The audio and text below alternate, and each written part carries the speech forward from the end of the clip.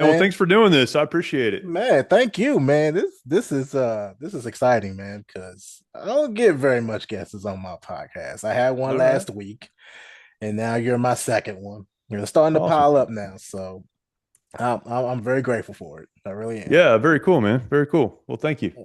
Let's go ahead and get this bad boy started. Let's start this off. Let's get to know you more. Like, what exactly Yeah. do you do, and what you doing now? So yeah, start that off for me. All right. What do I do? How Mm-hmm. did I get started? That's a big question, man. I could spend the next 3 or 4 hours talking about all that. But Sure. No. we so I served in the United States Marine Corps. That's where I kind of got started. I told my parents when I was a teenager that Mhm. my dad was a pastor, and I remember sitting down with my dad and saying, "Hey, if I don't go into the ministry, would that be okay?" And he said, "Son, do whatever you think God wants you to do, right? Because that's the right Absolutely. answer. That's the right answer." Amen. And I said, "Well, I think God wants me to enlist in the Marine Corps." He said, "There's no way God wants you to enlist in the Marine Corps. That isn't God. You're listening to something, but that's not God." And he said, "All right, if that's what you think you're supposed to do, that's fine, but we want you to go to college first." And Sure. so I did. And in the course of that, learned about commissioning programs. So I was able to become a Marine Corps officer and then an infantry officer, which for Sure. me was, man, it was like the fulfillment of a lifelong dream. And Absolutely. yeah, super thankful for the Absolutely. opportunity. I Yes. served with First Battalion, Fifth Marines, based out of Camp Pendleton here in Southern California, and did a number of things. But my last deployment was to Iraq in 2003 as part of the initial push. So as part of the invasion into Iraq, came home from that, and of all things, I left the Marine Corps and went into ministry. It's funny, you Coming tell right God back what in full you're, circle. yeah, tell God what you're not going to do, and He says, "Watch this," right? And so You're I ended up in right. ministry. Um, but I struggled a lot, and there are a lot of reasons for that. I struggled Sure. with identity. I didn't know. I led Marines in combat. 30 days later, I was trying to get volunteers at church to do what they signed up to do, and really just struggling through that. And it took some strong men and some men that I had a lot of respect for stepping into my life and Absolutely. helping me get back on track, which was not an easy process, and it was a long process, but it got me back to where I needed to be. Kind of a long story short, I stayed in ministry, ended up pastoring a church, and in the process of all of that, about 10 years later, heard stories of Marines that I served with taking their lives and Oh broken man. marriages and all the Yes. things, right? Hmm. And realized that the struggles that I had weren't unique to me. Other people have the same struggles, but I had the advantage of a community and a family and people in my life that could help me get back up when I fell down. And some of these guys don't have that. And so Yeah. from that, started working with the organization that I work for now called the Mighty Oaks Foundation. We serve veterans, service members, first responders, and their spouses. We work with their families and help men and women just like me who've served in the military or in the first responder community get back up when inevitably they have to deal with the traumas and Yeah. trials and brokenness and hurt of life. Oh And yeah. so, yeah, it's been super fulfilling. That's what we do now. And we have thousands of folks every year come through one of our programs. Um, it's weird because where I sit now is kind of the blending of that ministry life and the Yeah. military life, bringing all that together and giving me the opportunity to help others really just with what people help me with. Yeah. You're pretty much just serving like your purpose. Like Mm, everything just came back in full circle. So yeah, that pretty much just worked out in your favor, especially yeah, to your dad and wanting to become a pastor, stuff like that. So yeah, that came in full circle. And that was awesome. yeah, yeah, it really did. Yeah, you're right. It really did. Yeah. What was your experience like in Marine Corps? Like what was your biggest battles and struggles when you was in the Yeah. Marine Corps? You know what's crazy is I wanted to be in the Marine Corps since I was very young. When I Mhm. was like 10 or 11 years old, I remember reading a book about Congressional Medal of Honor recipients in World War II and reading these stories of these heroes, right? And Right. then I grew up in Southern California, but lived in a very small town. It was kind of a retirement community. And, Mhm. and anytime my dad met a World War II veteran, he'd do whatever he had to get me to sit down next to him, right? And I have lunch with them or whatever, just Absolutely. to hear their stories and learn from them. And so from the time I was really young, all I wanted to do was be a Marine and be a part of something, bigger than myself. And so Absolutely. when I think about serving in the Marine Corps, I think about the normal challenges, the physical stuff, and all the things, right? Just about being a Marine. Absolutely. Absolutely. But I loved it. I wouldn't say there was anything during my time as a Marine that was a major life struggle. Deployments were hard. I was married. I had two kids. There were the normal challenges of that life, but nothing crazy. It really wasn't until I left the Marine Corps that I started to struggle. And I think so much of that was that from the time I was very young, I pointed my life toward one thing. I found a lot of meaning and value and purpose and identity in that one thing. And I didn't know how to be once I left the Marine Corps, once I put the uniform away. I didn't know what life outside of that really looked like. And so my struggles personally really didn't begin until I left the Marine Corps. And that's funny you mentioned that because there's people like you that actually go and get into the Marine Corps, rather if it was the Army or the Navy or whatever, Yeah. and they start to struggle when they come out and Yeah. Yeah. decide that they're going to live the normal life and they don't know where to start. And that's Right. where all the struggles really start to come in. Yep. So for you, you decided like in the near future, so to speak, you became a pastor. How Yeah. has that been going like for you in the sense of just getting out of the Marine Corps and actually being a Yeah. pastor? How did that transition work out for you? Yeah. Okay. So that's a great question. I would say it went well and then not so well and then went well again. Yeah, When I left the Marine Corps, I mentioned I started to struggle with identity and purpose and all the things that, right. many people struggle with, and had the right people step into my life, but it still took me a while. It took me years to really work through that. Ooh, yeah. I didn't go to Bible college. I don't have a seminary degree. My pastor at the church that we were attending said, "Hey, if you ever leave the Marine Corps, I would love to hire you just as a leader on our staff. We've got things Sure. that need to be done. It's not a ministry position, like you won't be preaching and teaching and counseling. You won't be doing those things, but I've got other things for you to do, right?" And it wasn't probably a month before I started counseling some young couples who were Uh, in the military. I started teaching. I was preaching a little bit. So I'm learning all of this kind of on the job, if you will.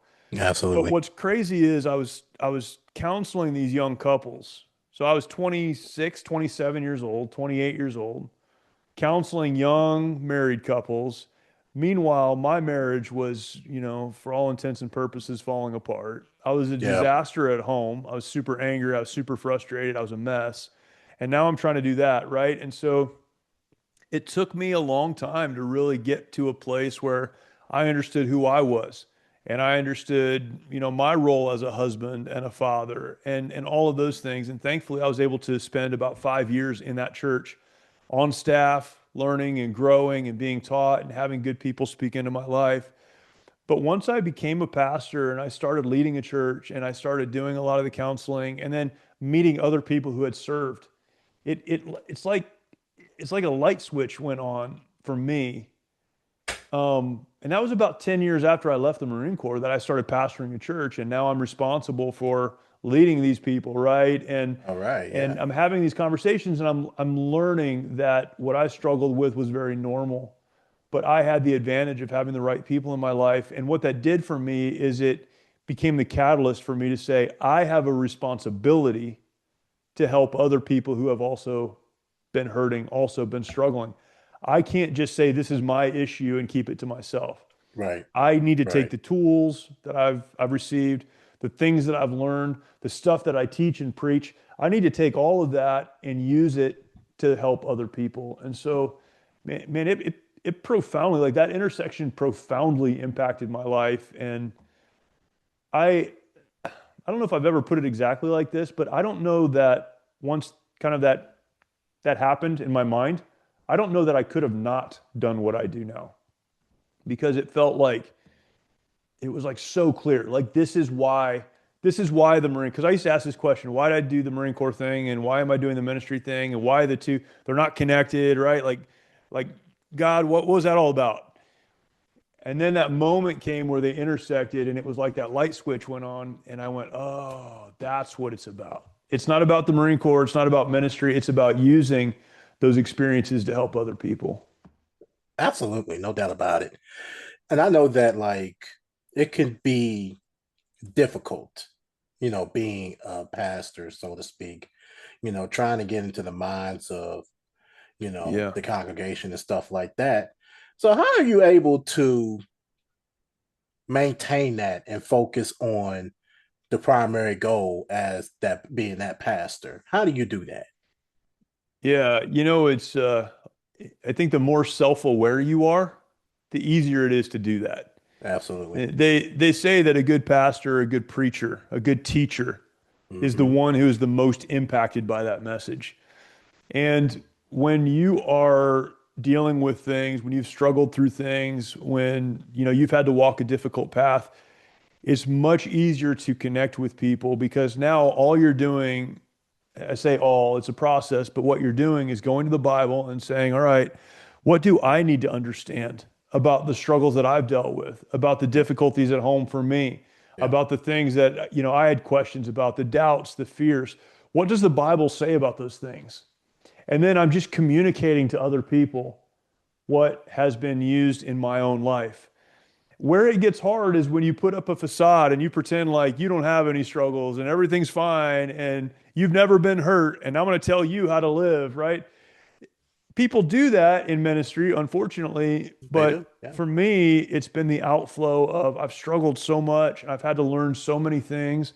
Again, I didn't go to Bible college, I didn't go through Mm-hmm. seminary, so I didn't have those classes on like how to preach and teach. I've had to go to the Bible, I've had to learn and to the best of my ability, I don't get it right all the time, but I just Sure. communicate to other people what God has done in my own life. And if you do that, then there will be an impact. Someone said, I don't know who said it, but preaching is just one beggar showing another beggar where the bread is. Good I don't quote. I have it any love it. more figured out than anyone else, but Absolutely. God's shown me some things, and I just want to show some other people who are also struggling. That's right. I agree. I agree. That that reminds me that there are people that do go to church and they actually do Mm, struggle with, yeah. their identity, like you said.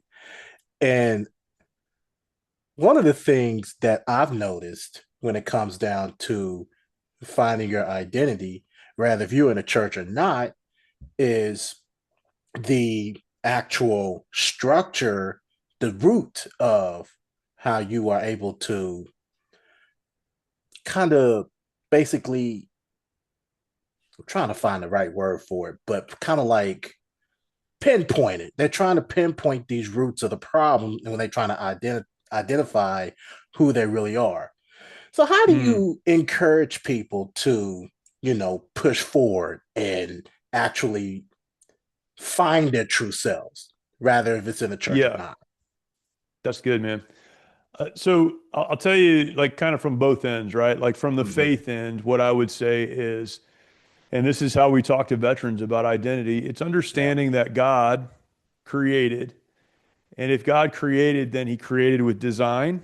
Mm-hmm. And so, really understanding your identity is connecting to who he created you to be. Because here's what happens: we attach our identity to something that will change. Sure. We attach our identity to a job, to, Mm-hmm. I don't know, a geographic location, a place, Sure. a Sure. person, a relationship, Mm-hmm. something that we value. And all of those things will change. Mm-hmm. But when we attach our identity to God, who doesn't change, then it doesn't matter what else is happening in your life. Your identity remains the same. I am a person, human, created in the image of God for the purposes that He's given to me to live out. And so, um, that's on the faith side. I would say it's understanding who God created you to be, understanding that, acknowledging that. The Bible talks about being in Christ, which is really just understanding Jesus gave us a new life, and that's who I Mm-hmm. identify with. So let me That's right. live that out. Let that flow out of my life. But fundamentally, it's this reality that my identity is not a job that I do.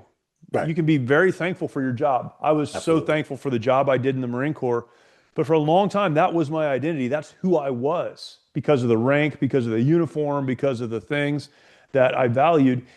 Well, no, that's a job. It's a great job. It's a job you can be Absolutely. proud of, but it's just a job. It's not who you are.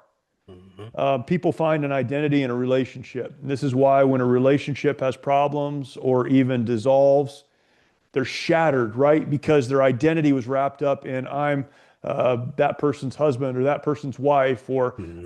that parent or that child. Those relationships are my identity. You take those away, I don't know who I am anymore.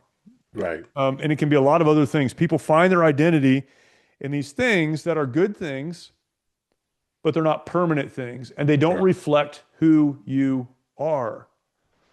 And so we have to go through a process of introspection that I believe, again, as a Christian, that is connecting to who God created us to be. But it's also understanding that you're a unique person. You have unique gifts and talents and abilities and desires. And you need to understand those things. God gave those things to you. So lean into those things Absolutely. and live out who you were uniquely created to be. Be Hmm. thankful for jobs, be thankful for relationships, be thankful for the good things that come into your life. But don't find your identity in those things. Find your Absolutely. identity in who you uniquely are. Absolutely.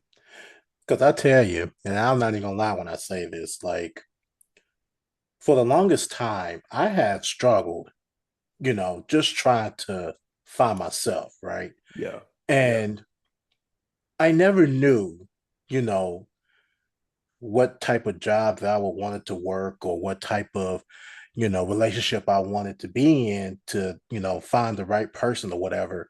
Mm. And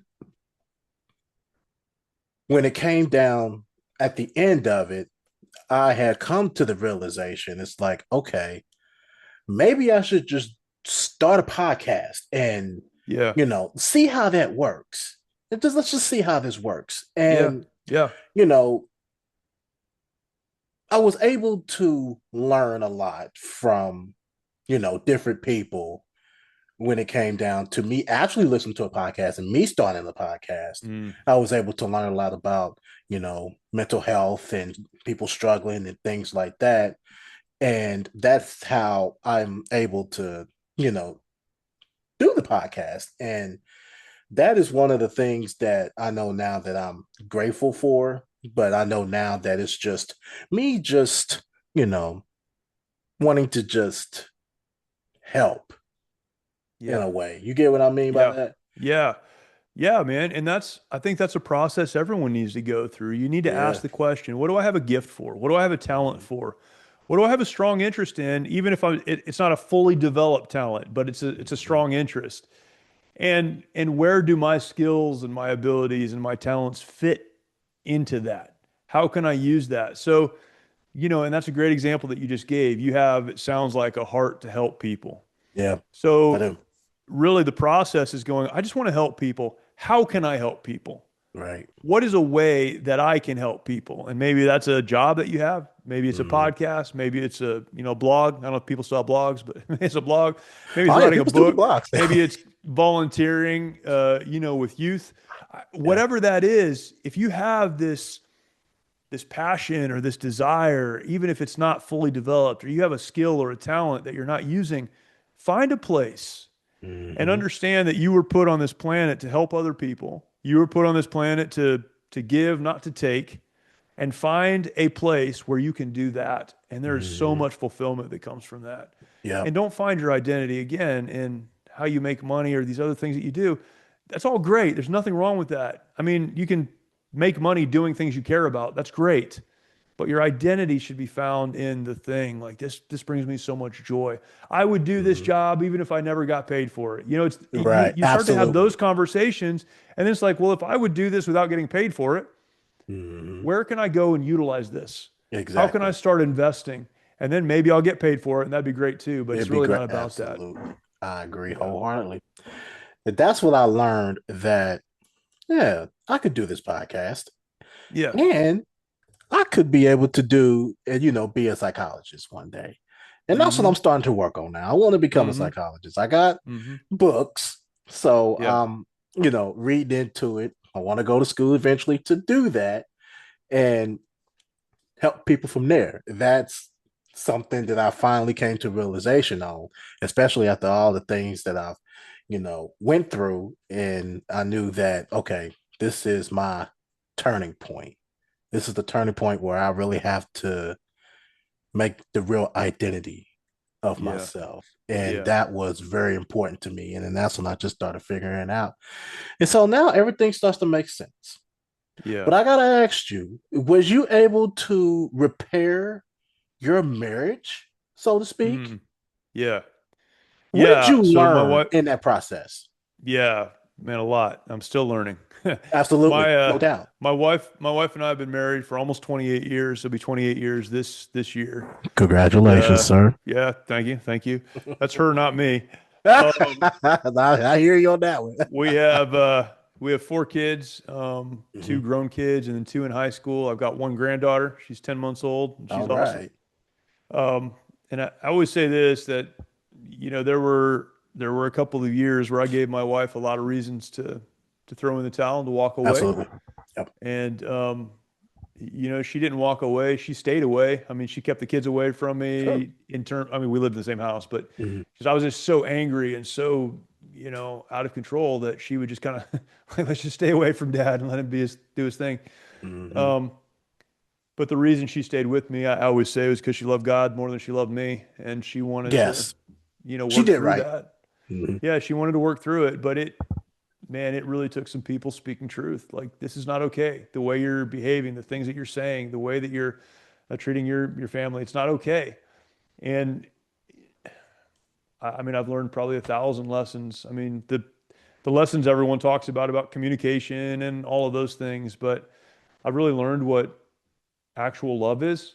Mhm. Um, love is not using people to get what you want. Love Absolutely. is truly unconditional. It's about Mhm. um, doing what is best for the people that you say you love. So it has nothing to do with me, right? It's about them. Um, it's about providing and protecting, and Mhm. that doesn't always mean the physical kind. I would have said I was doing that before, providing and protecting, but there wasn't emotional protection. There wasn't security Sure. in the relationships per se, or Mhm. emotionally and psychologically, right? And so, um, yeah, learning to get out of my own way and Mhm. to really serve the family that I had. And I still don't Absolutely. get that right all the time, but that's the biggest lesson is, Yeah. look, man, you may have reasons for the way you act. And that's what I would do, right? I'd say, well, I'm acting this way because of, whatever happened in the military or whatever. Yep. There may be reasons, but there is never an excuse for bad behavior. So you I can say agree. that's the reason, but you should never make an excuse for behaving badly. And so I had to hold both of those truths, one in each hand and go, okay, there's a reason I feel this way, the reason that my natural response is to act out this way, but that does not make it okay for me to treat the people in my life this way. I And that's been a agree. long process again, but working through that. I agree. Now, I have a 5-year-old daughter. Mm, I'm a dad myself. yeah, And I think one of the important things as a dad is love. yeah. What do you think is, like, in your opinion, what do you think is the best gift that you ever given your children? I'm not talking about presents, so to speak, or nothing like Yeah. that. I'm talking about the biggest gift, like for you being in the learning and all of that. What do you think is the best gift that you've ever given your kids? So again, I'm just qualified, right? Like, I'm not saying I'm perfect or I've gotten it right all the We're all time, but human. here's the conclusion I've come to about parenting. Yes, It's that my job as a parent is to equip my kids to go out into the world and be successful without me. That's my absolutely. job. From Yep. the time they're born through the time they leave my house and even beyond, my job as a parent is to equip them to go out into the world, make a difference, live a meaningful life, have value, add value, and do all of it without me. And so, and I saw this modeled from my parents who did this with me and worked through this with me. It's it's the goal. My goal is not to have friends, and I want my kids to like me and I want them to be my friend, but that's not the goal.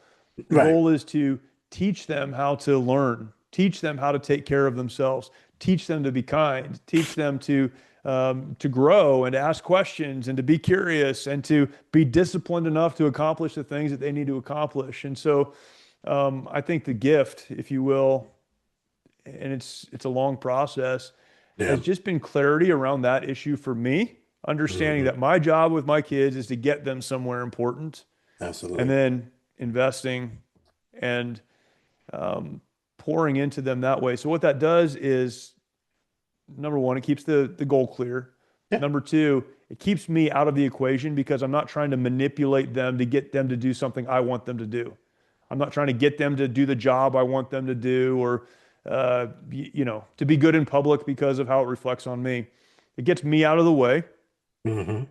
but then I'm in a position to um, get up when I'm tired, to have the hard Yes. conversation when I don't want to have the hard conversation, Yes. to show up at the games, to do the Hmm. things that are needed to accomplish the goal of equipping my kids to be what they need to be when they get out of the house. Now, you talk about love, man, you cannot do that without love because you're I not going agree. to. It's I too agree. hard. It's Yes. too hard. Yes. Love says, I will sacrifice whatever I have to sacrifice. I'll invest whatever I need to invest for the benefit of my child in this case. Hmm. And that doesn't mean give them anything they want. It doesn't mean shelter them. It doesn't mean that. It means equip them. Yeah. I'm going to Absolutely. invest my time and my resources and my opportunities and my connections. I'm going to invest whatever I have to help them get to where they need to go. You cannot do it without love, real love, That's sacrificial right. love. But I think the gift was just having a clear mind around this is my role in their lives. Now I have two adult kids, and we are friends, and I'm thankful for that. And I Yeah. think the Thank you. the net, um, I don't know, positive is if you invest in your kids the right way and you equip them to find success in life outside of your home, then they will come back around and want to have a relationship with you as adults. Hmm. Absolutely. And I always say this, and I don't just say this to my daughter, but I say this like when I get on my podcast or I'm talking to someone, I always talk about the small things, right? I Mm, always talk about the smaller things because that could be the bigger root of, yeah, an yeah, issue. You know what I'm saying? yeah. Because if we focus on the bigger, it's going to stay bigger. But if we can actually get down to the smaller roots, small things, then we Mm, could be able to escalate that to bigger issues, right? So, with you and how you maintain to, be this good dad that you are and how you're yeah, yeah, yeah, yeah, striving, you yeah. know, how are you feeling based off of your two grown kids now and then the two kids that are teenagers? How are you Yeah. really feeling at this point that you felt like, hey, I did my job? Yeah. Well, you always, I think, as a parent, you always wish you had done more, right? And Man, and have been a better that, parent. yes, So, yes. but um, man, I'm super proud of my kids, and I'm proud of them for what they're doing and what they've become. And I don't want to take credit for it because I mean, my wife is an incredible mom. We Oh. have we have good parents who, Hmm. have been a part of their lives and other Hmm. people, and we've put them around good people. So it's a team effort, right? Absolutely. Um, but for me, it's looking at them and knowing they're doing good things, they're making good decisions, they're out there trying to Hmm. accomplish things. Um, and to your point, it is about the little things. So you got to keep the mission in mind, but you don't get there in a day. It takes a long time to get there. So Yes, how do you get there? One yes. small step at a time. And it's making them when they're little kids learn how to tie their own shoes and Yeah. brush their teeth and take a Hmm. bath. And then, helping them understand the importance of learning at school and being Hmm. nice to people that may not be nice to them. And it's Absolutely. it's all of those little things. It's all of those small conversations, and those build up over time into something monumental. It's a mountain of investment, but it's one small thing at a time. And man, it makes such a difference. Absolutely. I'm going to ask this. Like, I've always liked to do this podcast because not only do I like to give, like, to help people, but I also want to learn. I always like to Sure. take advice of people. You know what I'm saying? Yeah, yeah, So,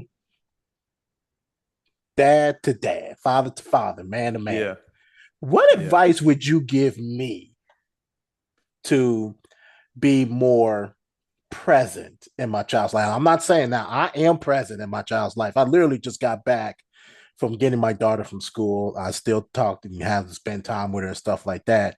And I get her on the weekends and I spend time with her on the weekends and stuff like that. So, what advice would you give me to be more, better than I Yeah. was yesterday as a dad? What would you give me? Well, not knowing your situation, right? Sure. I mean, be as involved as you possibly can. Someone gave me this advice when my kids were little. I have two boys and two girls, and Mm-hmm. my oldest is a girl, so she was Mm-hmm. real small. And someone gave me this advice. They said, "Don't ever forget that if you don't show your daughter the attention that she needs, some other guy will." And and saying that to me at the time, I knew exactly what they were saying. Yes. And man, that has a way of keeping you on track Yes. because I can be the dad in her life that shows her Mm-hmm. the affection she needs and encouragement and listens when she, has a lot to say and I don't even know what it Yeah. all means. And I can be that for her, or someone else will be that for her. But that's my role. I think along with that or connected to that is I want to model for my daughter the kind of man that I want her to have in her life someday, because someday she will, choose someone else. And I want to be the standard. I want her to judge other young men or men on the standard of her dad. And so it's be involved, understand someone's going to fill that gap if you don't. Exactly. And that's, we talk about fatherlessness and all these things. I mean, that's just true. And so you fill that gap so someone else doesn't have to.